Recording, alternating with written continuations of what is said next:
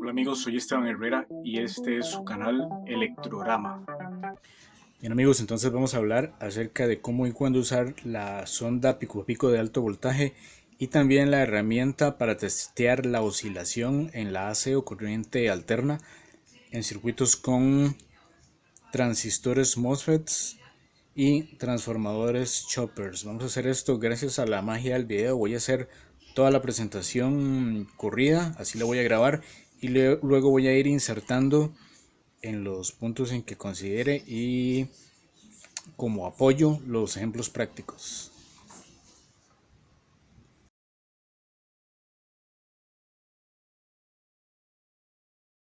Bien amigos, entonces tenemos aquí, como dice el título, cómo y cuándo usar la pico a pico de alto voltaje. Es una sonda y la herramienta para testear oscilación de la AC. Es un resumen de lo que les acabo de mostrar en el título, en el papel en verde. ¿Qué es lo que vamos a hacer aquí? Vamos a empezar por describir estos puntos. Voy a utilizar palabras clave nada más para no escribirlo todo, porque en realidad se me acabaría la pizarra si quiero escribirlo. Ya vamos a ir viendo el porqué. Entonces el primer punto es que esto es un resumen. Esto es un resumen de la experiencia de gente que he visto trabajando, gente que he conocido, gente que he visto videos también de grandes canales en inglés y español, más que todo, que son los lenguajes que manejo. Aparte de mi experiencia y mi práctica, digamos, lo que he podido desarrollar en el laboratorio, digamos, lo que puedo yo aportar también. Y quiere decir que aquí pues no está todo, no está mi documentación, pero por eso no importa, porque yo les voy a ir indicando exactamente los puntos claves desde este punto de vista, desde el punto de vista de la pico a pico, qué es lo que podemos hacer con ella, cómo nos podemos ayudar, sobre todo en el campo de lo que es la reparación. No está orientado directamente a fuentes de poder, pero tiene que ver mucho con todo tipo de fuente de poder en aparatos eléctricos que utilizan fuentes de poder en lugar de batería. Ahora hay mucha tendencia a lo que es la batería y posiblemente en el futuro también, pero esto puede aplicar a lo que son no solo fuentes de poder, sino cualquier tipo de circuito que tenga algún tipo de oscilación, como lo vamos a ver, y con un poco de orientación a lo que es fuente de poder, porque estamos hablando de la sonda de alto voltaje, aunque esta también nos puede servir para hacer las cosas que hacemos con la de bajo voltaje. Preferiría utilizar la de bajo voltaje en otros temas como lo que son señales y transmisión de datos. Aquí se da pero a un nivel eléctrico para llegar a el funcionamiento correcto de lo que es las fuentes, ¿verdad? Entonces vamos a ver aquí empezando. Ya hablé de que esto es un resumen, ¿verdad? Hay que ser claros en que cuando estamos hablando de que es un resumen, entonces incluye más que todo ya otras cosas que yo ya he ido comentando. Entonces al hablar de documentación estamos hablando también de papers. Entonces cada vez que me refiere, por ejemplo, a un paper o un papel, me estoy refiriendo propiamente a documentación. Normalmente si me refiero a un paper específico es algo que yo tengo, pero aunque sea les voy a dar lo que es el tema en específico o en general, para que a partir de ahí ya ustedes puedan, digamos, desviarse un poco si se quieren desviar o ampliar los temas, si los quieren ampliar. Yo aquí me voy a ceñir, como dije, propiamente al uso de lo que sería la herramienta para ayudarnos a resolver problemas que tengamos ya en circuitos sobre los cuales estemos trabajando. Aunque no descarto que también durante un making se pueden utilizar este tipo de herramientas como test o para hacer test, es decir, en etapas de testing para poder, digamos, producirlas de una forma correcta y sabiendo que esto lo que va a hacernos es facilitarnos algunos pasos, algunos trabajos y ayudarnos a entender ciertas cosas y a tomarlo en cuenta.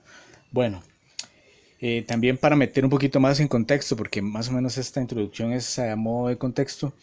Entonces, quiero decir que la primera referencia de este resumen sería todo lo que sería papers relacionados con fuentes de poder. Muy posiblemente, si ustedes tengan, ahí van a encontrar cosas relacionadas a lo que son estas herramientas y a su funcionamiento, o herramientas similares que, como por ejemplo el osciloscopio, que inclusive pueden sustituirla. Pero por ejemplo, si no tenemos un osciloscopio, nos podemos ayudar para hacer muchos tipos de mediciones y reparaciones con estas herramientas sin tener que recurrir al gasto de comprar un osciloscopio, o sin necesidad de tener un osciloscopio, o tener que usarlo en momentos riesgosos, sobre todo en los momentos de alto voltaje que no sabemos, o tal vez no tenemos el osciloscopio indicado, porque hay todo un mercado de osciloscopios que varía sus características y no necesariamente estamos, digamos, preparados para alguna eventualidad donde ocupamos un osciloscopio y podemos utilizar este tipo de herramientas en su lugar, ¿verdad? Entonces puedo decir que también sirven como algún tipo de salvatandas, como se dice aquí en ese punto. Ok, pasando al siguiente punto, los MOSFETs, que es, digamos, el tipo de componente que va a estar más relacionado al uso de estas herramientas, son componentes que son activos. Entonces, con solo el hecho de que sea un componente activo, ya eso nos puede decir que van a haber algunos síntomas y algunas causas de los problemas que nos podemos encontrar en los circuitos que van a estar primero relacionados a los MOSFETs al ser activos, pero también podemos orientarnos más o menos. Ahora vamos a ver que más adelante que no solamente los MOSFETs, sino otro tipo de componentes que digamos que los contienen, o que son referentes a lo que es más que todo la oscilación. Vamos a ver que esos componentes van a estar más asociados a otros problemas. Entonces, si por ejemplo encontramos circuitos que no contengan MOSFETs, o circuitos que no vemos que los síntomas que nos están dando pueden estar relacionados a un MOSFET, que esto también lo vamos a ver ya, entonces podemos descartar ciertas causas para los síntomas que se están presentando, y entonces en ese caso ya es conocimiento de circuitos activos y pasivos nos pueden ayudar a entender si en realidad lo que ocupamos es una de estas ondas, o si lo que ocupamos es hacer otro tipo de medición o de inspección con el multímetro, sin multímetro, o si tenemos que tener conectado a la red o no conectado a la red, o si tenemos que sacar componentes, por ejemplo, de la PCB para poder continuar con la inspección y con la reparación. Eso nos lleva al siguiente punto, que son los tipos de inspección. Antes de decir aquí que yo tengo un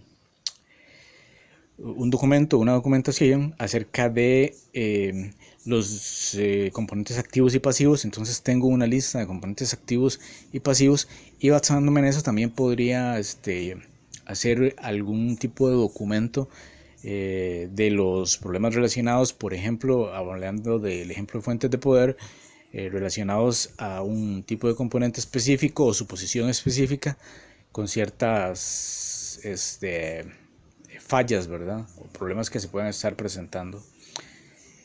Ok, para eso tengo eso, no lo voy a mostrar aquí. Evidentemente es para hacer esto más corto, la presentación, ¿verdad? Me refiero. Entonces, bueno, tenemos aquí el tipo de inspección. Un tipo de inspección también, para lo que es el tipo de inspección, este tipo de inspección en específico va a ser conectado a la red. Eso nos va a llevar a hablar un poco aquí por default, o de forma predeterminada, de los síntomas, ¿verdad?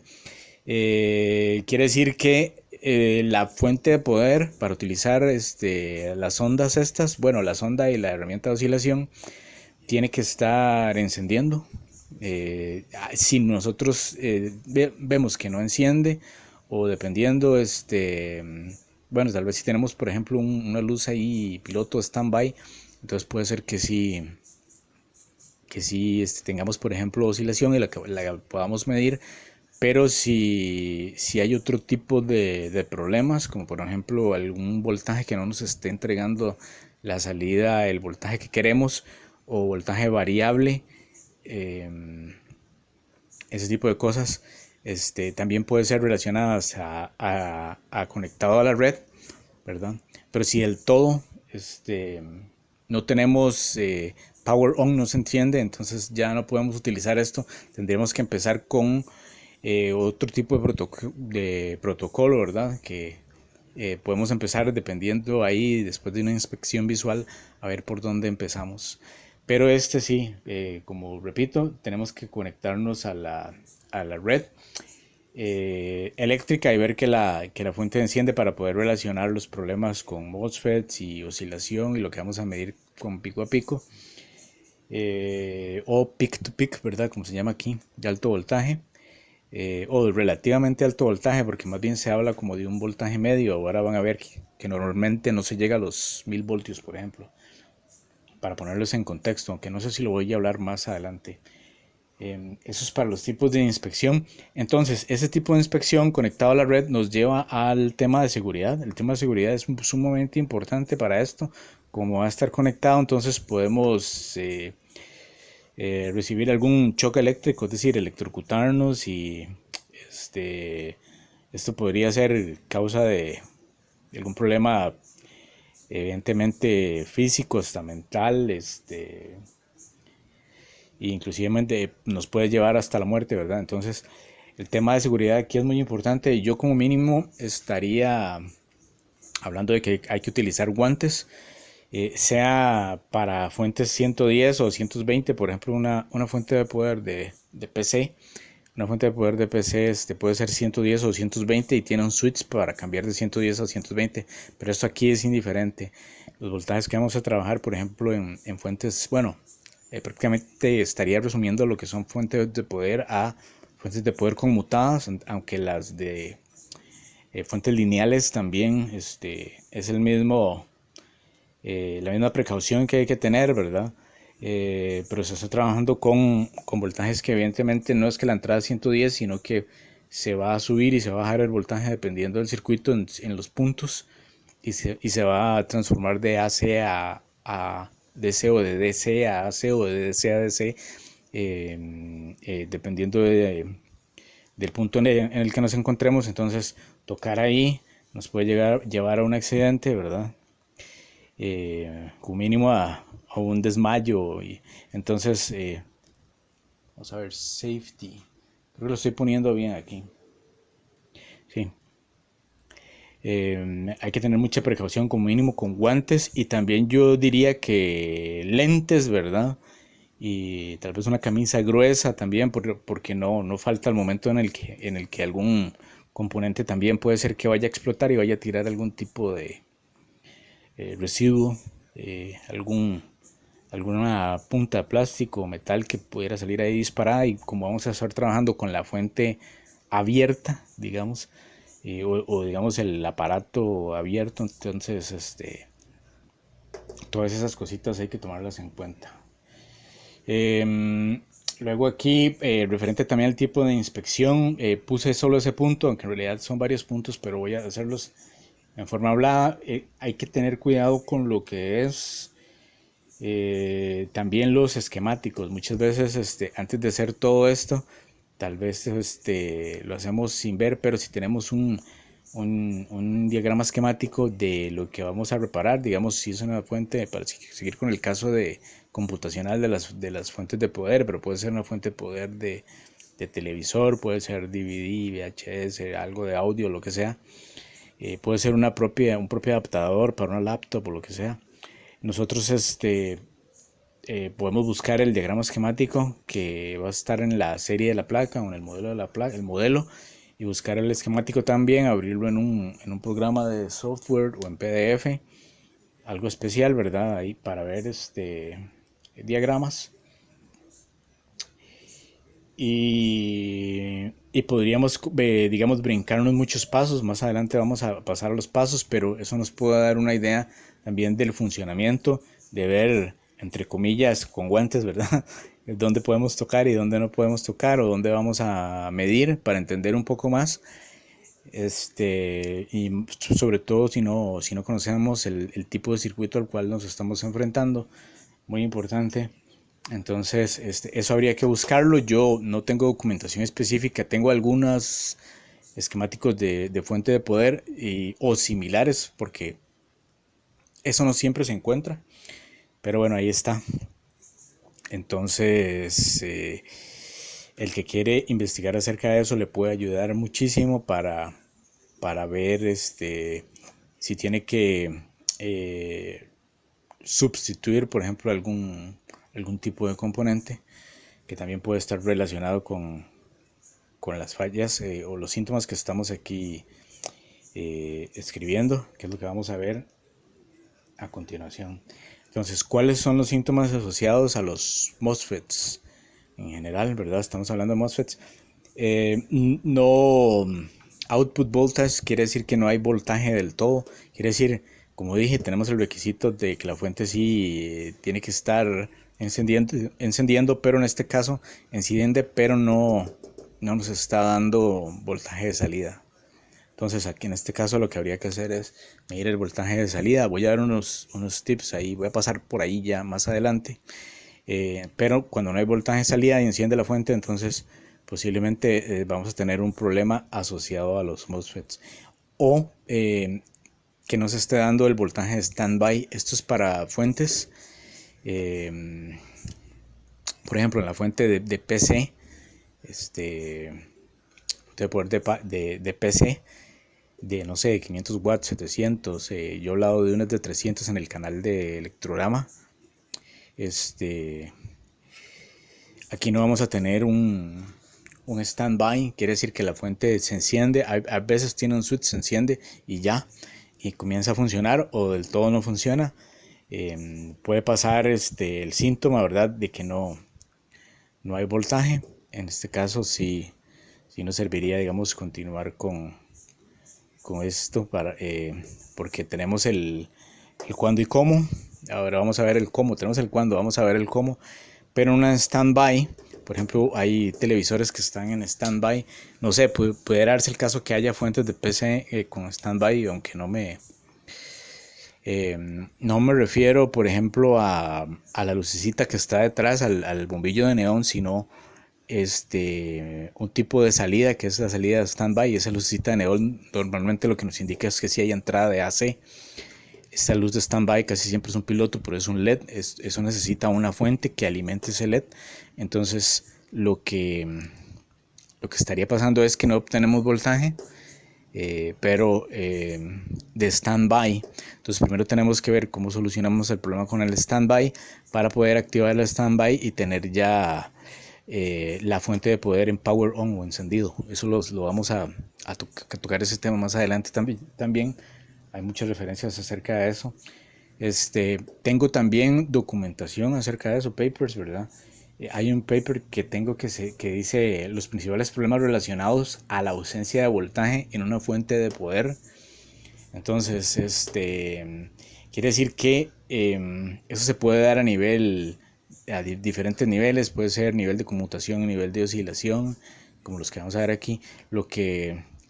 Pero puede ser otras causas, ¿verdad?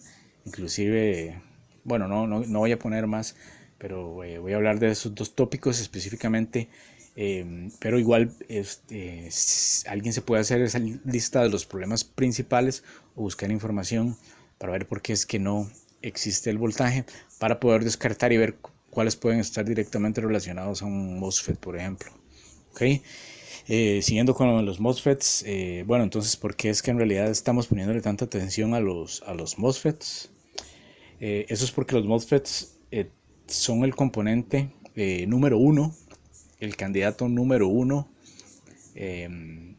a ser el culpable de los daños cuando no haya salida de voltaje, ¿verdad?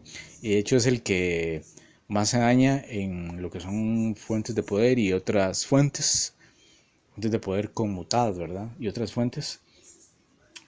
Y para esto también tengo otra referencia, que son en realidad toda la información acerca de las fuentes de poder. Normalmente, principalmente las conmutadas utilizan MOSFETs para funcionar, ¿verdad? Y vamos a ver más adelante por qué. Y para eso tenemos aquí una referencia a otro documento que tengo, que sería una lista también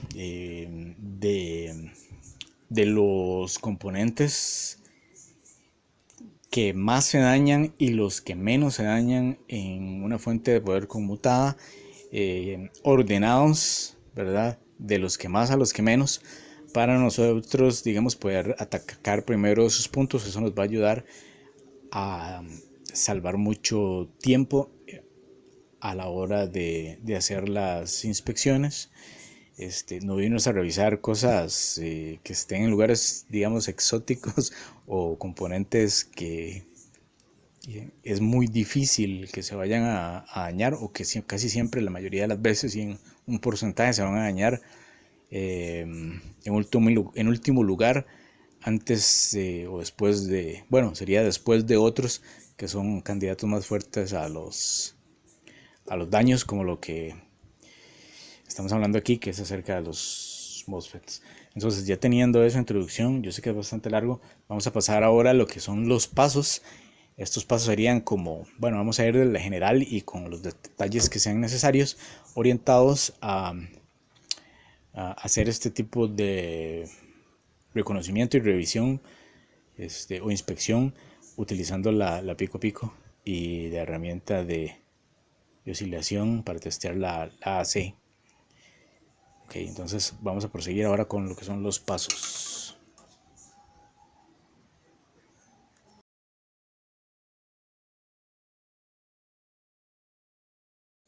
Bien, entonces tendríamos ahora sí los pasos. Los pasos aquí están explicados en general. Lo primero que tenemos que hacer es, una vez que ya entendemos que la fuente tiene que estar encendida, tenemos que apagar la fuente. Entonces la apagamos. Por eso tengo aquí Power Off. Para lo que es fuentes propiamente, fuentes, digamos, que trabajen como una fuente, pero también puede ser Turn Off, dependiendo del tipo de dispositivo con el que estamos trabajando, que tenga una fuente interna. Podemos apagar el dispositivo y tenemos que acceder a la fuente. Cada vez que apagamos, después de que encendemos, como no necesariamente tiene que estar cargándose el capacitor, pero puede ser que se esté cargando, entonces vamos a descargar el capacitor principal. Para esto también voy a hacer referencia aquí a un video, que es uno de los papers que tengo también, que es un proyecto que es una herramienta para descargar capacitores o condensadores, se llama así. Esta herramienta es lo ideal para este tipo de cuestiones, pero ustedes podrían hacerlo de una forma más simple de la que tengan.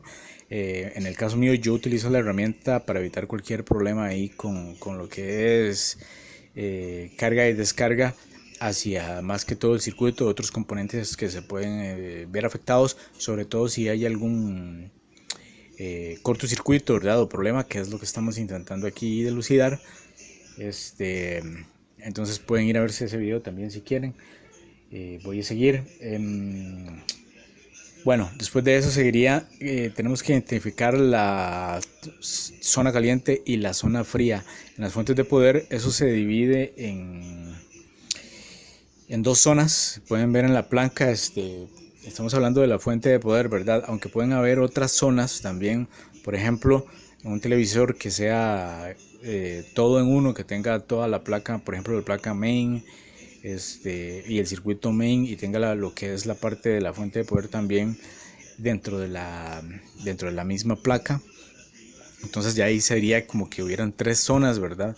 Aunque digamos, si nos vamos a la fuente de poder convencional, y también en ese tipo de placas vamos a tener que saber identificarlo. Hay una zona caliente y una zona fría. La zona caliente es la zona donde viene la entrada de la AC, tenemos que saber reconocerla. Y la zona fría, por ejemplo, es la zona después del transformador principal, donde ya se se saca el voltaje hacia las salidas, ¿verdad? Donde vamos a medir no las entradas, pero las salidas de voltaje que pueden ir a main, que pueden ir, por ejemplo, a lámparas LED o lo que sea que vayamos a alimentar con nuestra fuente, ¿verdad? Entonces tenemos que entender básicamente cómo es el circuito para poder identificar la siguiente parte, que es ver cuál es el MOSFET de oscilación.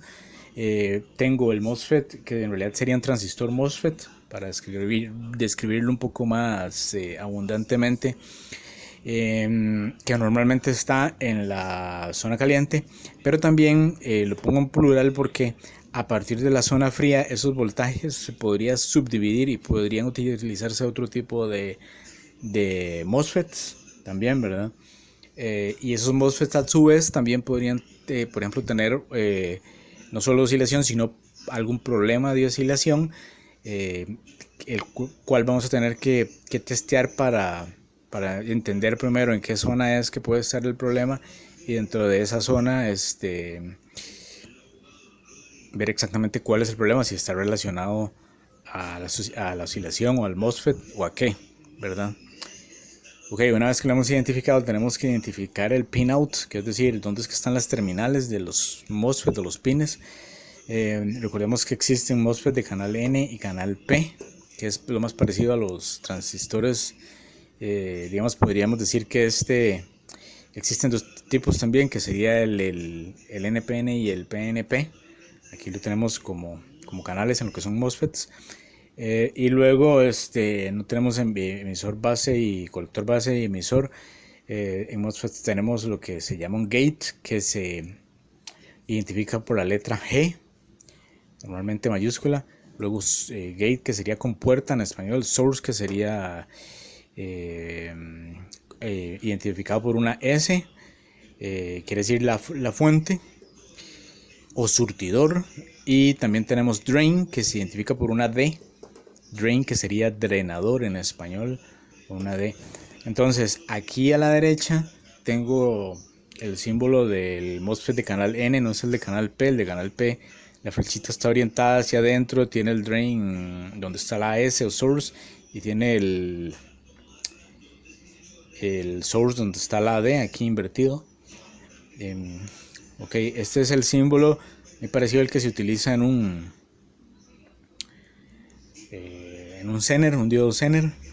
Entonces, con esta orientación vamos a poder identificar en un diagrama si tenemos un MOSFET de canal N, o en un datasheet si tenemos un MOSFET de canal N o un MOSFET de canal P, aunque el datasheet ya nos va a indicar más precisamente de qué estamos hablando y de qué no estamos hablando.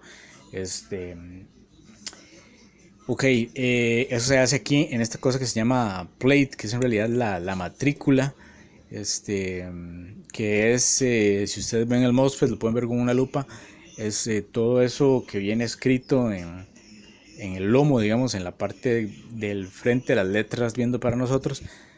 Ahí nos va a decir qué MOSFET es el que tenemos. Aunque bueno, vamos a ver si en algunas ocasiones, para no decir en la mayoría de fuentes, va a ser muy difícil que nosotros podamos verlo. No tal vez ver el MOSFET y entenderlo, porque podemos analizar el circuito y saber que ese es el MOSFET, pero acceder a la parte de frente, porque a veces está en lugares muy incómodos. Entonces, todo esto que estamos haciendo aquí como pasos, podríamos dividirlo en dos. Okay, primero voy a hablar de estas referencias. Tengo una referencia a un documento que se llama Cómo testear MOSFET de canal N usando una batería de 12 voltios y un bombillo de neón sin polaridad. De esto hice un video, lo hice, digamos, mi versión, que sería cómo testear un MOSFET de canal N usando una batería pero de 9 voltios y un LED. Ese video lo acabo de hacer, está cerca de estos videos. En secuencia estaría este de último, porque primero obviamente tengo que enseñar a hacer las herramientas, ¿verdad? La sonda y la herramienta de oscilación, que en realidad ya la he mencionado en la construcción de los videos de microondas es algo parecido. O la utilicé para eso también, porque más adelante voy a mencionar que se puede utilizar por lo menos lo que es la herramienta de oscilación en reparación de microondas. Ahí ya, cuando sepan usarlas, después de esos videos es que estoy sacando este video, hacerlas. Después de eso es que estoy sacando estos videos para entender cómo se pueden utilizar también, ¿verdad? Entonces, quiero que se remitan, ojalá, a ese video para entender el funcionamiento también del MOSFET, para los que no saben acerca del MOSFET, cómo podemos conectarlo también, y eso nos va a servir también para testear. Ahí hago referencia a otro video que tengo, que es la herramienta para testear todos los componentes, pero luego vamos a ver que esa herramienta no nos va a funcionar en este tipo de inspección, porque esa herramienta requiere que nosotros tengamos el MOSFET afuera de la PCB, o al menos quitar 2 pines de la PCB para poder ver si el MOSFET está bueno o no está bueno, más o menos con esa herramienta. Okay, estas mediciones son un poco más exactas, vamos a verlo ahora más adelante con la sonda pico a pico. No son simplemente un test, sino vamos a ver también esa diferencia entre un, digamos, test más simple y una medición que nos puede llevar a otro tipo de conclusiones, y al final saber si el MOSFET está bien o mal. Bueno, ahí también vamos a ver lo que ya dije en ese video, que es un poco llegar a poder comparar un MOSFET de canal N y uno de canal P, que miden diferentes y tienen diferencias en el funcionamiento, ¿verdad? Por la disposición de los elementos internos en su circuito. Ok, entonces, como dije, podemos dividir esto, digamos, de aquí para acá en 2 tipos. El primer tipo es un if,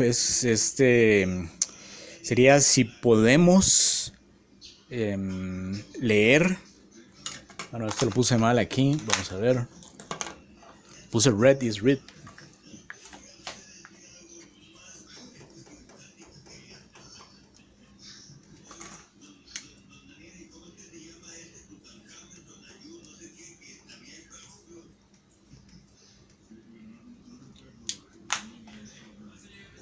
Ahora sí, la primera opción es si podemos leer los MOSFETs. Entonces, en su matrícula, quiere decir que ya por lo menos la parte de identificación ya está hecha y ya podemos proceder a utilizar las ondas, ¿verdad?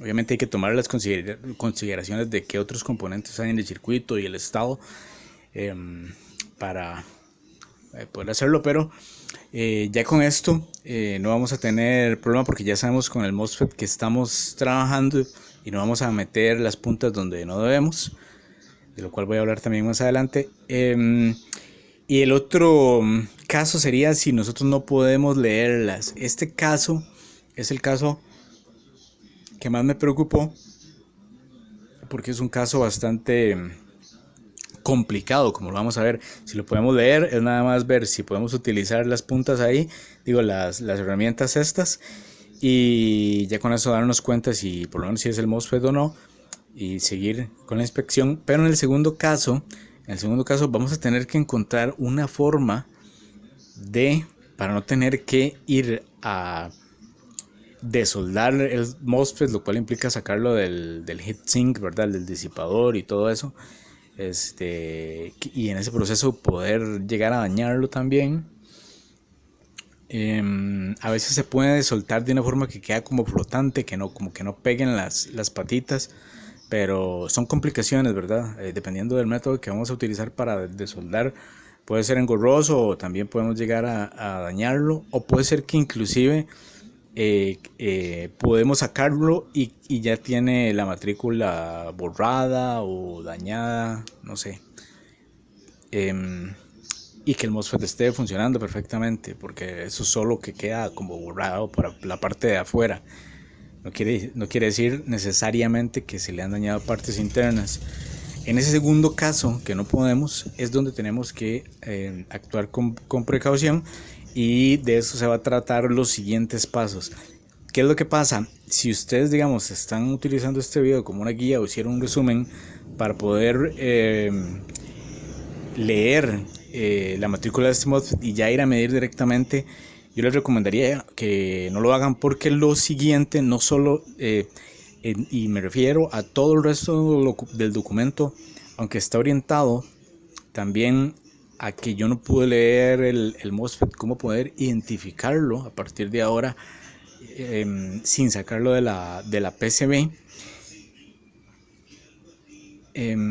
Todos los siguientes pasos también nos van a ayudar a utilizar correctamente estas herramientas. Entonces no es solo un asunto de identificación, sino ver dónde podemos utilizar la pico a pico y, como dice el título, ¿verdad?, cuándo podemos utilizarla y cómo podemos utilizarla. Entonces vamos con la siguiente imagen. Hola amigos, soy Esteban Herrera y este es su canal Electrograma.